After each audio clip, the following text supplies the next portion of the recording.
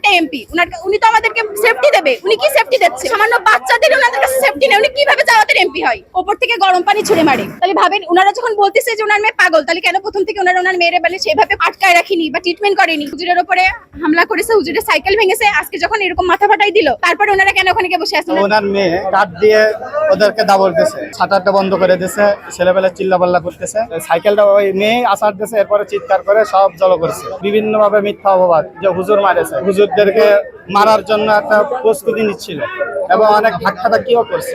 বিকাল বেলা ছেলেবেলা খেলা করতেছে, তা ওনার মেয়ে কাঠ দিয়ে ওদেরকে দাবড় দিয়েছে এবং ক্লাসরুমে ছাত্ররা খেলা করতেছে, তারপরে ওই শাটারটা বন্ধ করে দিয়েছে, ছেলেবেলা চিল্লাপাল্লা করতেছে। তারপরে এবার হুজুর আসছে, হুজুর আসলে আমাদের যিনি ইমাম সাহেব আছেন, মসজিদের ইমাম সাহেব আছেন নাসিরউদ্দিন সাহেব, তা উনি আসলে ওনার সাইকেল টেনে ধরছে, সাইকেল টেনে ধরার পরে উনি জোর করে ছাড়াই নিয়েছে। এরপরে ওই সাইকেল আবার ওই মেয়ে আবার সেটা আসার দিয়েছে। এরপরে সব কিছু আসার দেওয়ার পরে মেয়ে খুব চিৎকার করছে, ওই সাইকেলটা ওই মেয়ে আসার দিয়েছে, এরপরে চিৎকার করে সব জল করছে, করে বিভিন্নভাবে মিথ্যা অপবাদ যে হুজুর মারেছে।